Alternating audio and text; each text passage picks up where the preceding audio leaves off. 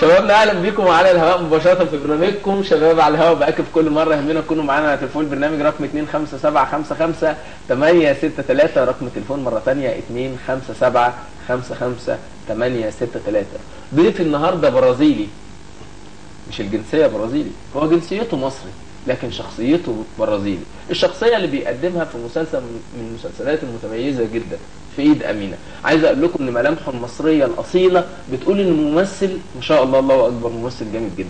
مش عايز اتكلم عن وجهه نظري انا لان المفروض حضراتكم انتم بتقولوا، بس انا بقول اسمحوا لي ان انا اقول ده، ان انا متوقع ان محمد رمضان ان شاء الله هيكون من نجوم مصر الجامدين قوي قوي قوي قوي لانه ممثل حلو قوي. خلونا نرحب بضيفي واخويا الصغير، انا بعتبره اخويا الصغير، محمد رمضان. ازيك يا ابو حميد ومنورني، كل سنه وانت طيب. وانت بالف صحه وسلامه. صايم ولا زي كل سنه؟ زي كل سنه صايم. صايم زي كل سنه. ايه الاخبار؟ الحمد لله تمام. محمد، رمضان السنه دي مختلف على محمد رمضان، واعتقد انه مختلف بشكل كبير قوي، مختلف ببرازيلي، مختلف بعطيه في ايد امينه فروم مانتن. يعني قول لي الاختلاف واصل لاي مدى؟ انت اكتر واحد هتحسه. هو اختلاف اول، يعني السنه دي اول سنه يعني ادوني المساحه اللي هو يعني انت عارف بقى الدور اللي هو يبقى فيه احداث وحد خط كده، انما الادوار اللي كانت قبل كده كنت بحس ان انا طالع مجرد ان حاجه جنب البطل يعني. الدور غير مؤثر. يعني اصبحت دلوقتي بتلعب الدور المؤثر. يعني لبيسه كان مؤثر جدا. بس هو كان يعني ما كانش ما كناش نعرف عنه حاجه. انما دوري حتى يعني دور برازيلي بيختلف عن احداث المسلسل. يعني احداث المسلسل ابن نشوى مصطفى اللي ضايع وبتاع، تمام، ده الدور بتاع خط ملوش علاقه بالمسلسل. فسايبيني في حته كده يعني. وطبعا انا سعادتي كلها ان الترشيح جالي من مدام يسرا، يعني هي اللي مرشحاني في الدور، فدي حاجه كانت بالنسبه لي حاجه كويسه جدا يعني. مدام يسرا حدوته احنا هنتكلم عنها طبعا. لان في كان معايا محمد جمعه قبل كده واتكلم على مدام يسرا ومدى الجمال اللي هي فيها بتتعامل ازاي مع الفنانين الشباب. بس نستقبل التليفون معانا. اتفضل. اوكي، معانا اكرم على التليفون. يا اكرم. ازيك يا اكرم؟ تمام الحمد لله. ايه الاخبار؟ كل سنه طيب. وحضرتك طيب. يلا معانا محمد رمضان اهو، اتفضل. هتقول له ايه؟ هو محمد طبعا حد جميل جدا، وبعدين يعني عمر الشريف قال له انت هتبقى احسن ممثل في مصر. ده انت متابعني اهو يا اكرم. ومحمد انا شفتك مسرح العرايس في عرض الصف عنتر مع خالد ابو بكر. كنت مبدع برضه في العرض ده. كان في الاكاديميه اللي انا كنت بدرس فيها فعلا. صح. وكنت عامل برضه المسلسل حنان وحنين. طبعا حنان وحنين في رمضان اللي فات طبعا، والسندريلا في رمضان اللي فات اللي قبله. بجد والله. هو محمد لو بصيت هتلاقي هو احمد زكي صغير. ده احنا هنتكلم بقى في النقطه ديت لان محمد رمضان بيقلق شويه من الكلام ده. بجد والله. هو لا، احمد زكي مش لازم احمد زكي يعني مش ما بقولش ان محمد مسخ لاحمد زكي. تمام. فنان. لا انا فاهم اكرم. هو انت تقصد اكرم ان انا بكمل مسيرته. الكلمه دي انا على فكره بسمعها في الشارع كتير وبتبسط بيها جدا. هو الروح يعني الروح جاي، يعني انت روحك جايبه روح احمد زكي بجد. انت سابينا. اكرم انا بشكرك جدا على مشاركتك وشكرا ليك يا اكرم. نتكلم سنه صراحه في الجزئيه دي. تمام. بيقلقك الكلام اللي بيتقال انك انت لا ما هو بص يعني انا في روح احمد زكي موجوده فيه، ولا يمكن عشان شخصيه احمد زكي اللي انت كنت عملتها في سندريلا؟ هو طبعا دي حاجه يعني هي ده ممكن يكون ده من ضمن الاسباب. بس انا قبل ما اعمل الدور هم برضه يقولوا لي ده على فكره يعني بالمناسبه يعني انا كنت اول مسرحيه اعملها مع الاستاذ سعيد صالح، ناقد طلع قال له نفس البدايه. يعني برضه استاذ احمد لما بدا كان دور فهلو شلبي بيقلد المليجي. تمام. فقال له الولد ده نفس يعني الحاله نفس الروح حتى على المسرح، وقفته على المسرح وبتاع. فدي بتبقى يعني انا ما ازعلش لما يشبهوني مثلا بالغزالي وابن رشد. يعني لما الفلاسفه تلاقيه بيكمل من عند ما التاني انتهى. تمام. فتمام لما يقولوا لي انا بكمل مسيره نجم كبير جدا، ويا رب اكون قد الكلمه دي. لا انت ان شاء الله هتبقى قدها. انما في بقى اللي هو بيقول لك ده مجرد واحد بشبه. لا يعني دي بتزعلك؟ مش بتزعلني او بتخوفك؟ لا هي تزعلني لانها يعني مش موجوده فما احبهاش يعني. تمام. طيب جميل. نيجي بقى لمدام يسرا. مدام يسرا. واحكي لي بقى، مدام يسرا رشحتك على اي اساس، او كان في معرفة بمدام يسرا؟ ايه اللي حصل في موضوع مدام التصوير يسرا ده؟ عرفتني من يعني هو اولا مسلسل انتاج الشركه اللي انا ماضي فيها، تمام. يعني دكتور محمد العدل هو المفروض يعني متولي تمام. اعمالي واداره اعمالي وكده. فمدام يسرا تعرفني من مهرجان كان اسمه مهرجان سينما البيئه، كنت بمثل في افتتاح المهرجان ده انا واستاذه عزت العلايلي واستاذه نيلي وكده. فهي كانت بتتفرج، فقالت للاستاذ مصطفى حسين اللي هو الكاريكاتير الكبير، كان هو نقيب التشكيليين كمان. تمام. قالت له الممثل ده عبقري، يعني الولد الصغير ده مين ده وبتاع. لا ده ممثل احنا مكتشفينه ومخلينه عاملين مدينه بطوله في وسط عزت العلايلي والناس دي. فمن هنا عرفتني من هنا. فلما دخلت عملت قضيه راي عام وقابلتها بالصدفه وانا رايح لاستاذ جمال العدل، قالت لي انت ايه ده، انا كنت بدور عليك وبتاع. فانا ده ماضي معانا، فجت من هنا بقى. فلما جه الدور برازيلي راحت مرشحاني فيه على طول. كويس. قالت محمد هو احسن حد يعمل الدور ده وكده. دور برازيلي ما خوفكش انك انت تعمله وانت كنت عامل اولاد الشوارع قبل كده؟ يعني ما خلاكش ان في قلق شويه؟ الشخصيتين هيبقوا هيبقوا قريبين فعلا، وممكن الناس يقولوا ده هيتحط بقى في الحته دي. ايوه. بس هو الدور يختلف لانه حد شهم جدا، يعني حد وانسان جدا، غير لبيسه. يعني لبيسه كان ندل جدا فده حد انسان وشهم وبينقذ يسرا من الموت كويس. فحد هيتحب وعايز يعلم اخته وغلبان وكده. واللي يعني بيفكر جدا. برازيلي بيفكر. برازيلي معانا الاستاذ الدكتور احمد عبد الهادي، استاذ التمثيل بالمعهد العالي للفنون المسرحيه. يا دكتور، كل المكالمات دي ازاي حضرتك؟ عليكم السلام، اهلا وسهلا. كل سنه وحضرتك طيب. انا مين؟ استاذ محمد؟ في محمد الطبجي، في محمد رمضان. لا انا عاوز محمد الطبجي حضرتك. ازاي حضرتك يا استاذنا؟ ما انا محمد رمضان ده انا عارفه. حضرتك تقول ايه عن رمضان؟ والله رمضان كريم. الله اكرم. بس محمد رمضان هنقول عنه ايه؟ والله محمد رمضان ده انسان مجتهد قوي يا محمد، وبني ادم جميل، بيسمع الكلام، عنده جهاز ارسال وجهاز استقبال رائعين وسلام، يعني بيستقبل الملحوظه وبيرسلها سليم، مفيش في اي عوائق موجوده تحت. تمام. انسان جميل مهذب متربي مجتهد، يعني رغم هو اولا من سنتين فاتوا دخل عندنا كمستمع وفضل مواظب وبيشتغل لحد ما دخل المعهد. تمام. يعني مش مجرد انه بيشتغل خلاص بطل، لا بيشتغل بس بيجتهد وبيتقن موهبته وبيدرس وبيتعلم، يعني انسان راقي وبيسمع الكلام وبيكتشف على فكره برضه. دكتور محمد رمضان، في كلمه تحب تقولها له دلوقتي وهو معانا على الهواء ولا لا؟ والله يا ريت. يا محمد يا رمضان، انا كنت احد الناس السعداء جدا بيك، وربنا يبارك لك يا ابني واجتهد على طول وربنا معاك يا رب. ربنا يخليك يا دكتور. يا رب. شكرا ليك يا دكتور، وسعداء ان حضرتك كنت معانا النهارده على التليفون. شكرا ليك. محمد، المعهد العالي للفنون المسرحيه، اولا مبروك دخلت المعهد واول المجموعه في التمثيل وفي القبول، انا بهنيك. الله يبارك. انما جزئيه المعهد، يعني في كتير يقول لك ايه، طب ما خلاص هو ماشي بخطوات جامده ومشي خطوات كويسه قوي، ايه اللي دخله المعهد؟ هو فعلا فاضل لي تصريح واحد واخد اللي هو التصريح السنوي، يعني ما عنديش مشاكل مع النقابه. تمام. بس يعني يهمني ان انا ابقى بدرس في المعهد، يعني يهمني اولا صاحب الفكره دكتور اشرف زكي، يعني دكتور اشرف كلمني وقال لي قدم في المعهد وكده. هو عارف ان خلاص، يعني عارف ان انا شغال وكده. بس يعني انا نفسي عايز اتعلم اكتر، يعني لما انت تبقى بتحب حاجه وبتحب ان انت تدرسها تعرف عنها اكتر يعني. فعشان كده دخلت المعهد. بتعمل مشاهد ايه بقى؟ تعمل مشهد من مسرحيه جونز ليوجين اونيل. وكنت عامل العاميه كان ارتجال، يعني ما كنتش لحقت اقدم. الدكتور فاجئني بان لازم اقدم، كان حاجه ارتجاليه يعني. قلت لهم مشهد شفته في الشارع هعمله لكم. فعملت لهم، الحمد لله اتبسطوا جدا. جميل. طيب معانا رمان الميزان على الجانب الاخر عطيه. قول لي هل فائدتك الشخصيه دي ولا لا؟ والفايده في ايه؟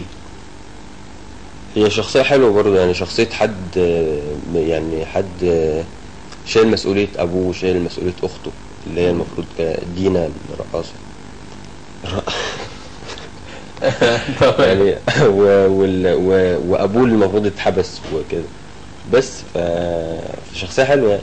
طيب احنا يمكن لما التقينا السنه اللي فاتت كويس قلت لي ان دكتور اشرف زكي انت بتحبه جدا، وانك انت الانسان يعني دكتور اشرف زكي بيعني ليك حاجه كبيره يعني. او وبقول ان الناس اللي يقولوا مثلا ان الدكتور مش واقف مع الوجوه الجديده، انا يعني الدكتور يعني مش قريبه، ووقف جنبي ووقف جامد جدا. لا معلومه بقى ان دكتور اشرف زكي جدع مع كل الناس طبعا. ده حقيقه ده حقيقه، بس هو معانا دلوقتي على التليفون. دكتور اشرف ايوه مساء الخير. مساء النور عليك، ازيك يا دكتور؟ كل سنه وحضرتك طيب. انت طيب يا فندم، ربنا يخليك. ازيك انت عامل ايه؟ الحمد لله يا دكتور. دكتور انا محمد رمضان اخبارك ايه؟ الحمد لله يا دكتور. محمد رمضان حضرتك يعني في كده شعور ان هو ممثل كويس، وعشان كده حضرتك مهتم بيه. قول لي هل سبب الاهتمام ان هو ممثل كويس بس، ولا في سمات تانية او صفات تانية في محمد؟ والله بص، انا ما اعرفش محمد رمضان قبل كده.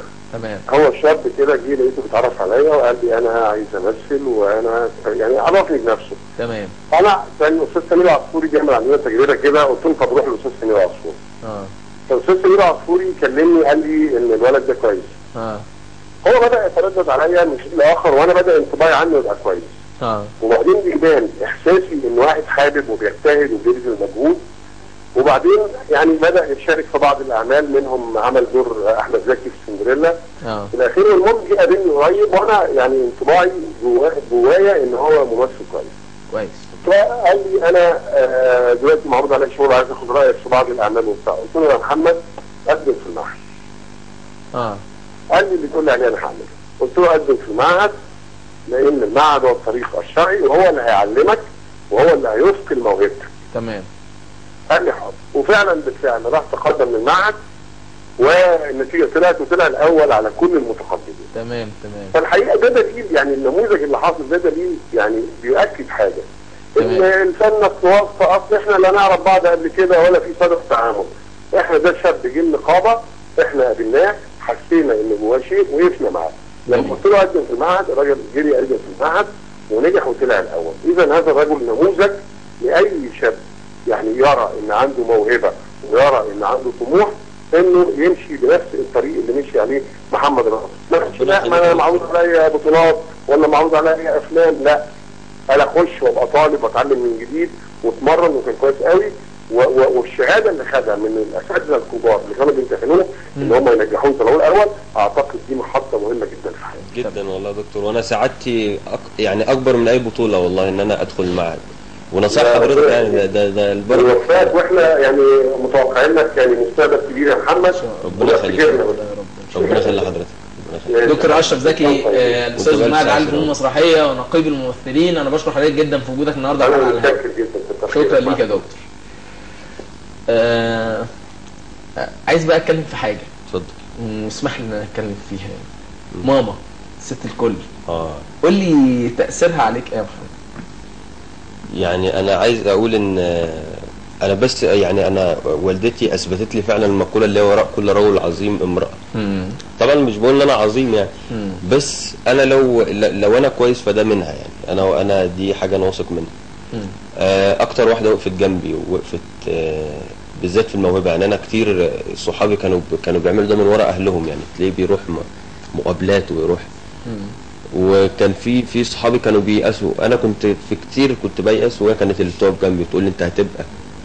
اقول لها ده فلان عمل معاك، تقول لي انت هيجي اليوم اللي فلان ده هيتمنى انه يطلع بظهره قدامك.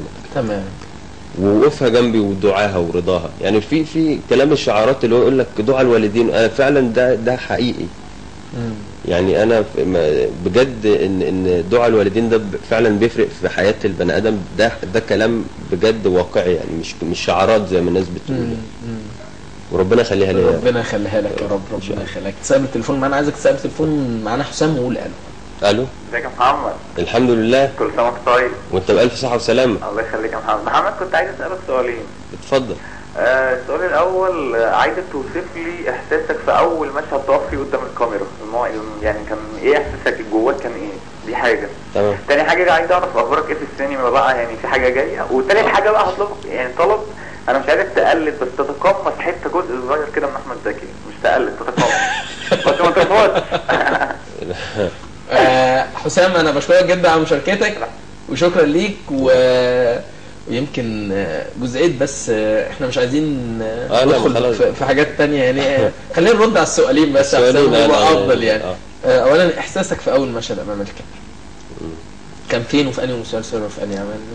احساسي كان في مسلسل يعني مسلسل احتراف بقى وكده، كان اولاد الشوارع. اولاد الشوارع. فكان اول مشهد بقى، اول مشهد ده قعدت احفظ فيه وراجع فيه قدام المرايه اليوم اللي قبله واليوم كله تقريبا. وخلاص بقى يعني لدرجه ان ممكن تقول لي ذاكر وروح رادد اي كلام من المشهد. اللي هو خلاص بقى وقفت قدام الكاميرا ان الكلام يخرج مفيش.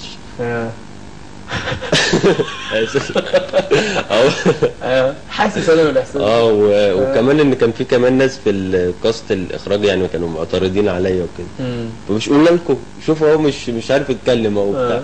فكان احساس صعب ان الكلام واقف هنا ومش عايز يخرج. فبس انما راح قالوا لي تاني وبالراحه كده. رحت ان كنت مستغرب جو الاضاءه والكاميرات، ان انا على المسرح بقول على طول. فبقول الحمد لله تاني مشهد بقى كويس. كلنا على المسرح قلنا لما نيجي نظهر الكاميرا في اول مره بنتخض. تلاقي والرعشه كده تمام. ده كان اول مشهد. ده كان اول مشهد واصعب موقف. وعلى فكره طلع من اقوى المشاهد اللي في المسلسل. لا كويس. طيب نقول اخبارك ايه في السينما ولا نأجل السؤال ده شويه؟ بنأجله يعني نأجله شويه عشان معانا تليفون. تمام حاضر. نستقبل تليفون. معانا ساره. يا ساره.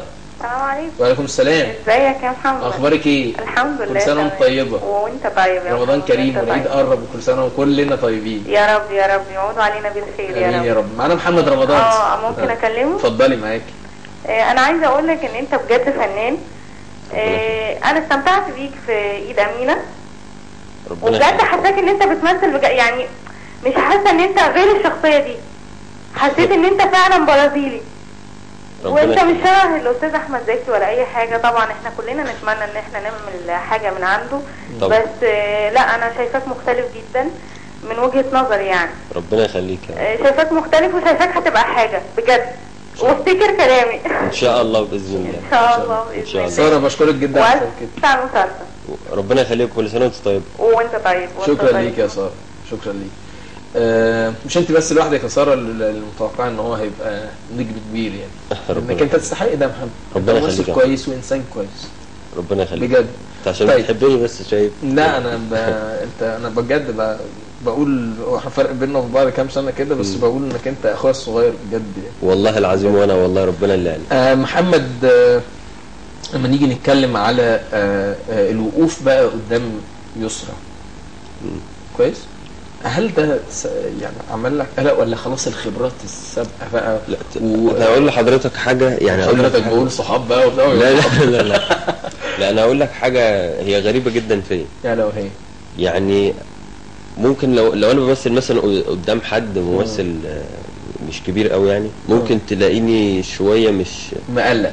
انما قدام النجوم الكبار دول سبحان الله ما عرفتش بحس ان ببقى اقوى من اي وقت تاني. ليه؟ لان فعلا بتفرق ان الممثل النجم الكبير هو لما بيسلم يعني عارف انت بيقول لك حتى في لغه المسرح اللي هو بيسلمك كويس فانت بتسلمه كويس. فقدام استاذ عمر الشريف وانا مثلت قدام استاذ عمر كنت بحس ان في اعلى حالاتي قدام مدام يسرا برضه لان انا في رايي ان حتى قلت ده قبل كده ان مدام يسرا لو حطوا قدامها كرسي هيمثل يعني هي سبحان الله يعني حاله غريبه. لو جابوا حد ما بيمثلش ووقف قدامها هيمثل كويس جدا. عينيها بس يعني عايزك تسال التليفون معانا انتصار. ازيك يا انتصار؟ الو ازيك يا محمد؟ الحمد لله. ايه اخبارك؟ الحمد لله. كل سنه وانت طيب. انتصار زهرة الخليج. يا حبيبي. ازيك يا انتصار؟ ايه اخبارك عامل ايه؟ الحمد لله كل سنه وانت طيب. وانت طيب يا محمد. ايه اخبارك؟ الحمد لله. ازيك يا توجي؟ ازيك يا انتصار؟ عامل ايه؟ تمام الحمد لله. الحمد لله. ايه الاخبار؟ الحمد لله. كويسه؟ الحمد لله. معانا محمد رمضان، هتساليه بقى تقولي له ايه يعني؟ لا محمد، بس انا عايزه اقول لك على ملحوظه، اللي هو لو اي حد قال لك قلد احمد زكي بلاش تقلق. يعني هو بلاش تقلق لما حد يقول لك يا حبيبي، يعني هو مفيش اكيد طبعا. لو قلنا في المقارنه، هي الناس شايفه حاجه ان احمد زكي متعدد في تنويع الادوار، وهم شايفين فيك برضه نفس الموضوع. يعني لبيسه كان غير برازيلي، كان غير الدور عطيه، وكان غير اي دور انت عملته. صح. فالناس مش شايف فيك انك انت بتقلد احمد زكي، بل بالعكس انت زي تنويع الادوار. فدي حاجه ما تقلقش، بل بالعكس لا ممكن تمام. تحفزك. يعني انت فاهمني؟ انا فاهمك، واحنا اتكلمنا على فكره في الموضوع ده قبل كده، انا فاهم. لا احنا اتكلمنا انا وانت، بس الجمهور ما يعرفش حاجه زي كده. عشان هي بص اكيد صح. هنا في حسام. اتفضل. انا رايي ان دور عملته خلاص بقى، يعني ما ينفعش مثلا اعمل برازيلي تاني او اعمل.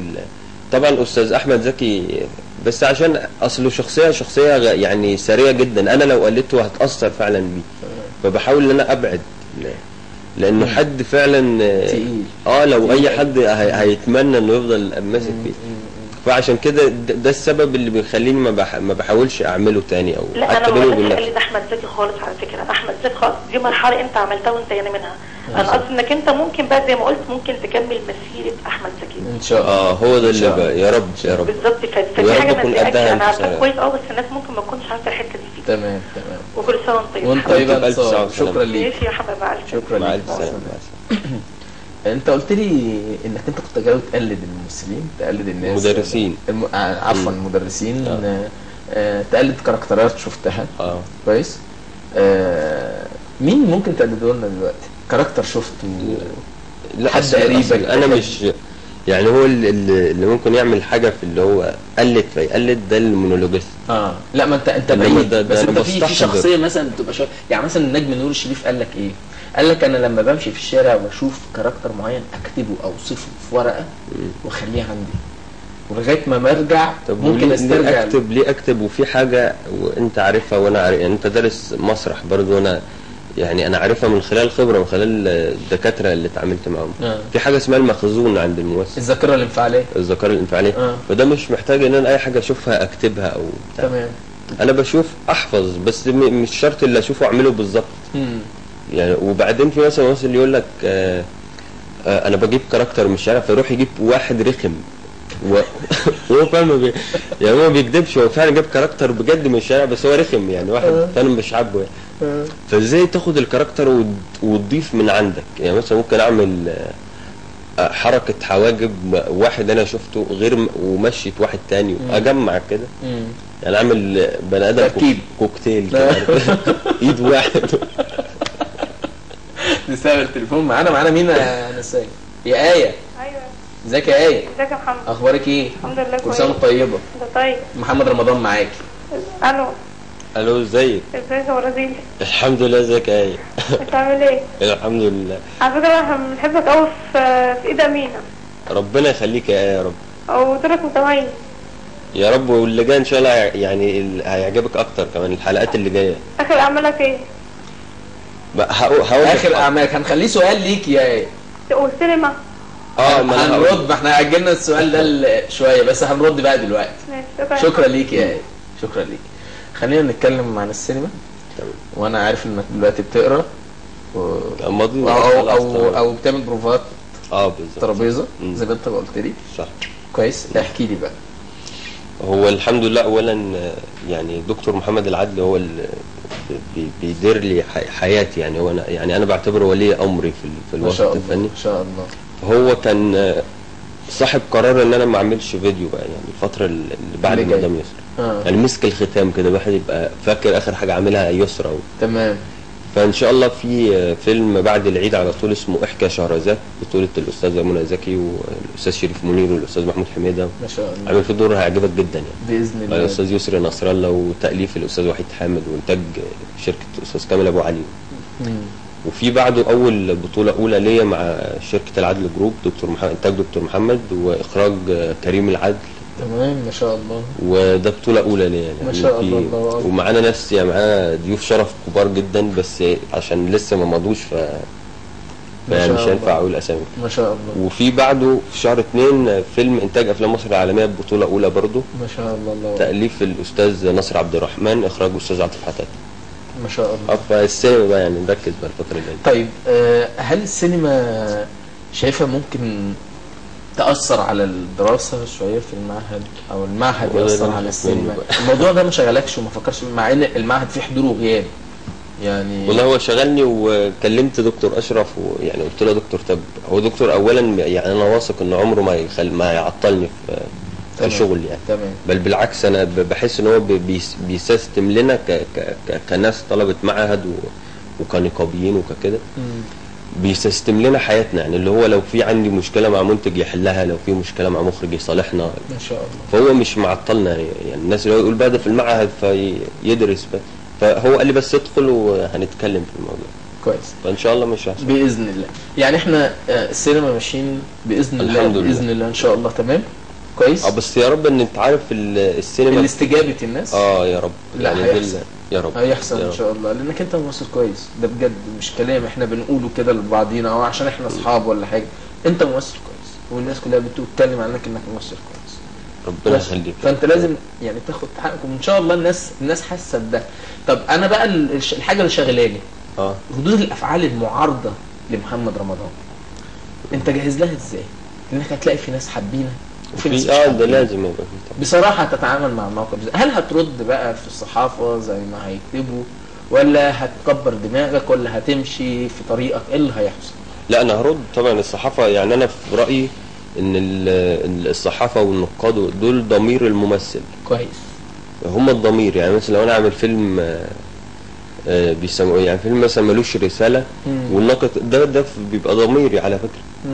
بس في واحد بيبقى ضميره نفسه انه يموته، فنفسه انه يموت ضميره، فتلاقي لما الناقد يكتب يقول فيلم ملوش هدف يقول له لا ده ناقد دول بيحاربوني وبتاع. وهو بينه وبين نفسه واثق ان فعلا الفيلم ملوش هدف والكلام اللي الناقد بيقوله حقيقي وكده. فلا احاول ان انا اتصالح مع ضميري، يعني ان انا احاول اتصالح مع النقاد، اشوفهم عايزين ايه. المهم يعني مثلا ما يجوش يقولوا لي لا مثلا انت لازم تكون ابيض. طب ما دي حاجه مش انه مثلا لازم تركز في الورق، فحاول اركز، وما يقوليش في حاجه مستحيل ان انا اعملها مثلا ويتكلموا فيها. اللي هو النقد الايجابي، اللي هو ان احاول ان اغير من نفسي. تمام. انما ما يجيبوليش حاجه مثلا يقول لي لا انت تقصر شويه عشان تعرف ايوه عشان تتقمص الشخصيه. طب ازاي؟ الكلام ده هنسمع منه كتير. طبعا. بس انت المفروض انك انت جاهز لاي لا ان شاء الله. وفي نفس الوقت تكون هادي يعني، لانك هتلاقي المحبين كتير والمعارضين قليلين، الحمد لله هادي معاهم جدا. محمد السؤال اللي كنت انت عايزني اساله وانا ما سالتوش. السؤال انا كنت متوقع ان انا اساله وانا ما سالتوش. مش عارف. مفيش. ازيك؟ ازاي؟ محمد شرفتني ونورتني. ربنا يخليك. انما الكلمه النهائيه اللي تحب تقولها لمين؟ اقولها لمين؟ اقولها خليها لماما بقى. لامي والخطيبتي برضه. تمام. عشان خلاص احنا في شهر 11 هتجوز ان شاء الله. باذن الله باذن الله. لا تعطل على المعهد كمان بس. يعني تسامحوني بقى ان الدكتور اشرف يسامحني اسبوع كده غير المعهد على الهواء كنا نتجوز بقى وكده. هتقول لهم ايه؟ فهقول لهم ربنا يخليكم ليا، ويا رب يعني ربنا يقدرني، ربنا يجعلني اكون سبب سعادتكم وابويا طبعا برضه يعني ربنا يجعلني اكون سبب لسعاده كل اللي حواليا ان شاء الله يا رب. ان شاء الله. بس شرفتني ونورتني، واتمنى لك التوفيق ومن احسن لاحسن، ويا رب السنه الجايه التقي بيك وانت في الاعلى العالي العالي العالي يا رب. يا رب انا وانت ان شاء الله. كل سنه وانت طيب وانت بالف سعاده وسلامه. شبابنا في كل مكان، النهارده كان معانا محمد رمضان اتكلم على نقاط مهمه جدا، الا وهي ان احنا لازم نكون محددين هدفنا، وفي نفس الوقت رضا الام شيء مهم جدا ورضا الاب. يا ريت نهتم بالموضوع ده. كمان بنقول لكل الشباب لا للخجل، لازم يكون عندنا الجراءه والشجاعه والثقه بالنفس. بتمنى تكون حلقه النهارده عجبتكم. ما تنسوش مواعيد البرنامج 3 و4 وخميس وجمعه على الهواء مباشره من الساعه 3 للساعه 4. في النهايه بقول لكل الساده المشاهدين رمضان كريم.